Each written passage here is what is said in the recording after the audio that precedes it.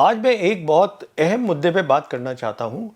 ये मुद्दा जो है पूरे देश में लोग इस पे चर्चा कर रहे हैं कि क्या हिंदुस्तान की फ़ौज का राजनीतिकरण हो गया है, वो पॉलिटिसाइज़ हो गई है। मेरा ये इस पे मानना है कि उसका राजनीतिकरण 2014 में ही हो गया था। तो ये कोई अभी नई बात नहीं है।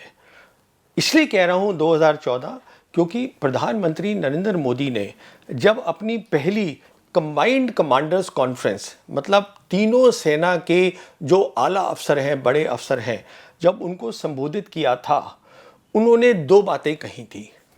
पहली उन्होंने ये कहा कि बड़ी लड़ाई जैसे कि 62 की थी, 65 की थी, 71 की थी, अब वो नहीं होगी। हमें छोटी लड़ाइयों के लिए तैयार रहना है। और दूसरी बात उन्होंने ये कह दी कि हमें पता है खतरा कहाँ से है, पर जो हमारा दुश्मन है वो दिखाई नहीं देगा, इनविजिबल होगा। अब अगर आपका दुश्मन जो है वो दिखाई नहीं दे रहा है तो वो आतंकवादी ही हो सकता है, क्योंकि आतंकवादी का कोई नाम नहीं है, कोई उसको जानता नहीं है। एक मर जाएगा, दूसरा उसकी जगह आ जाएगा। तो उनका कहने का मतलब ये था कि हमारी जो अब लड़ाई है वो हमें सिर्फ आतंकवाद के खिलाफ ही लड़नी है। इस पर थोड़ी बहस हुई थी। जो हमारे रिटायर्ड ऑफिसर्स हैं, मेरे पास भी कुछ आए थे, बात कर रहे थे। उनका ये कहना कि साहब ये तो प्रधानमंत्री कैसे बोल सकते हैं ऐसे। उसके अलावा वो ये कह रहे हैं कि साहब हाँ, ये अच्छी सोच है, हमें इसको और बढ़ाना चाहिए। इसमें सबसे बड़ी दिक्कत क्या थी कि जो फौज के आला अफसर हैं, उनका काम सिर्फ, अगर आप मुझसे कहिए एक काम क्या है, वो ये है सरकार को बताना, कि सरकार से पूछना साहब आप हमारे लिए क्या काम है। जैसे कि हिंदुस्तान की सरकार हमेशा बताती आई है फौज को, आपका काम है कि जो हमारी सरहद है, हमारी टेरिटोरी है, टेरिटोरियल इंटीग्रिटी, आप उसकी सुरक्षा करें, वो ठीक रहे। अगर ये काम है तो फौज के अफसरों का काम होता है कि साहब इसमें खतरा कहाँ से है। अब हमारे पास दो दिक्कत है, हमारे पास पाकिस्तान है, हमारे पास चाइना है। कौन सा बड़ा खतरा है, ये फौज के अफसरों को तय करना है। अगर इतना बड़ा खतरा है तो क्या हमको छोटी लड़ाई लड़नी है, बड़ी लड़ाई लड़नी है, वो भी फौज को तय करना है। तो फौज को ये सब चीज़ें तय करके अपना एक मिलिट्री प्लान बनाया जाता है कि आपकी रणनीति क्या है लड़ाई की, और वो फिर सरकार को दिखाई जाती है। और उस हिसाब से जो सरकार आपसे चाहती है कि साहब हम इस तरीके से फौज को इस्तेमाल करना चाहते हैं, आप इस्तेमाल करिए। अब यहाँ पे पहली बार क्या हो गया जो पहले कभी नहीं हुआ, कि प्रधानमंत्री ने ही बता दिया कि लड़ाई कैसी होगी। प्रधानमंत्री ने ही बता दिया कि साहब जो है आप आतंकवाद के खिलाफ ही लड़िएगा। तो कोई खास बात नहीं थी कि फिर हमने देखा नरेंद्र मोदी जी पहले प्रधानमंत्री बने कि उन्होंने फौज की वर्दी भी पहन ली। तो इसका मतलब है, कहे ना कहे, उन्होंने जो हम कहते हैं कि सबसे बड़े आला अफसर जो फौज के हैं वो भी बन गए। अगर और जहां तक फौज का ताल्लुक था, उसने अपने काम से रुखसत ले ली, छोड़ दिया, क्योंकि जो आपका मेन काम था आप कर ही नहीं रहे हैं, तो आप प्रोफेशनल कहां से हैं। आपको अगर ये थ्रेट नहीं आप बता रहे हैं, आप प्रोफेशनल नहीं। अब देखिए 2014 वो वक्त था जब हमारा खतरा चीन का बढ़ गया था। खतरा इसलिए बढ़ा था क्योंकि अमेरिका में जो उस समय आए थे राष्ट्रपति बराक ओबामा, उन्होंने खुलेआम कह दिया था कि अब हमारा खतरा चीन से है। चीन की तकनीकी, चीन की जो सैन्य ताकत है वो बहुत बढ़ गई है। तो ये ऐसे क्यों हुआ कि हमारी फौज को ये पता नहीं चला। हमारी तो उनके साथ सरहद है, इतनी बड़ी सरहद है, और वहाँ पर डिस्प्यूट है इतना बड़ा, हमें नहीं पता चला। और हमारी फौज ने इसको बातचीत करने के जो उनको करनी चाहिए थी अपनी सरकार के साथ, उन्होंने ये एक्सेप्ट कर लिया कि हाँ अब जो है हम आतंकवाद ही करेंगे। तो उसका नतीजा तो दिखना ही था।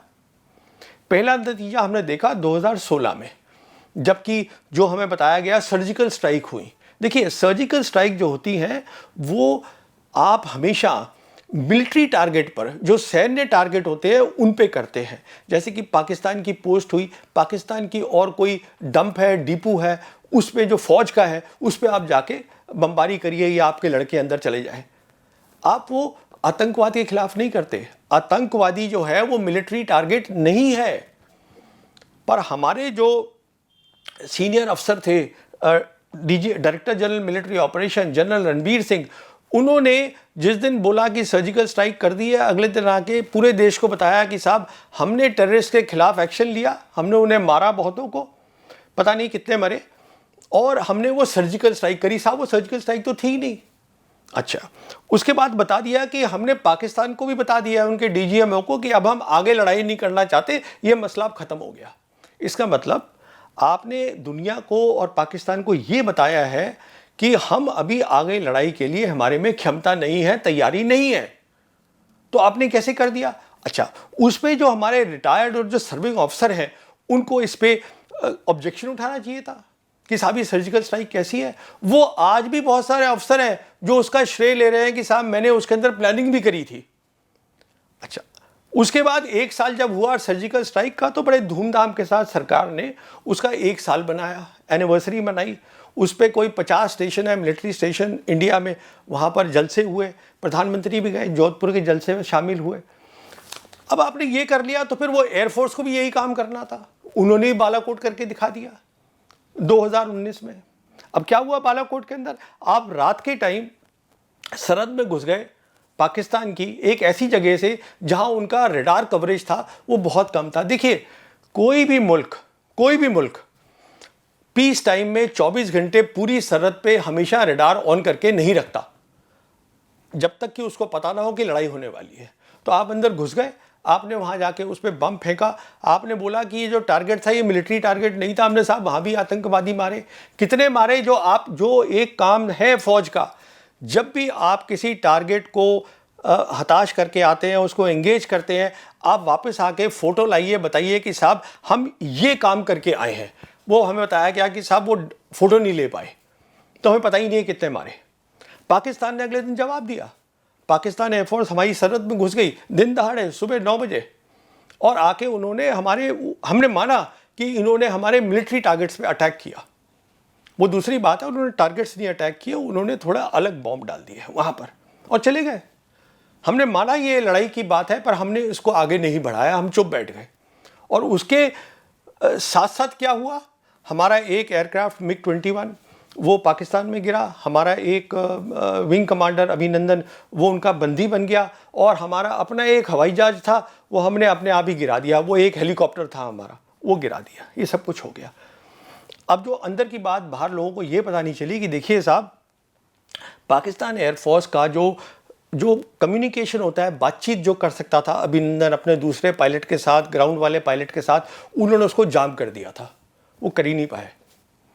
ये पता नहीं चला कि आज की डेट में भी इंडियन एयरफोर्स के पास नेटवर्क्स ही नहीं है। मतलब वो अगर आपका एक मिराज है और आपका एक रफ़ाल है और आपका एक सुकोई है, वो आपस में बात ही नहीं कर सकते।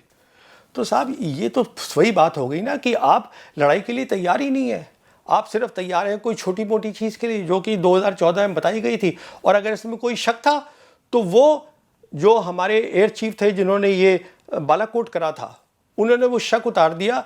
ये एक हुआ था मिलिट्री लिटरेचर फेस्टिवल पिछले साल 2020 में चंडीगढ़ में, तो वहाँ पे उन्होंने एक डिस्कशन में ये कहा, और बात हो ही रही थी कि वो PLA, ये पूरा हमारा ये 10 महीने का लद्दाख में चल रहा है PLA एयरफोर्स के ख़िलाफ़ कि हमें क्या करना चाहिए।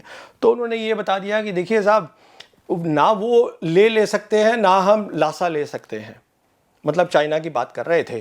तो दोनों को अपने आप ही देखना है कि किस तरीके से अपने लोगों को बताएं कि साहब हमारी जीत हो गई।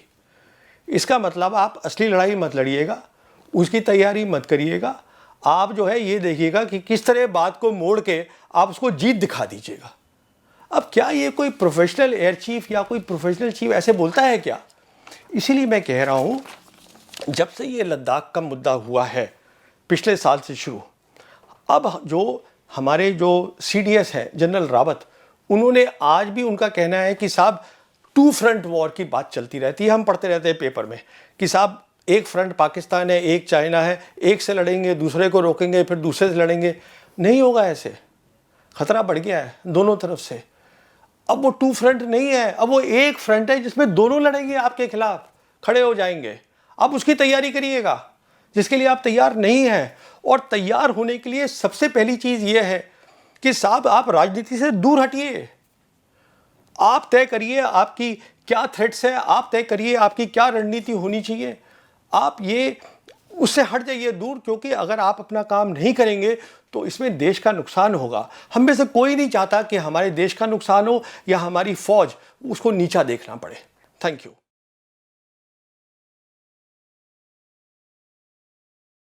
द वायर के और वीडियोस देखने के लिए सब्सक्राइब करें और बेल आइकन पर क्लिक करें।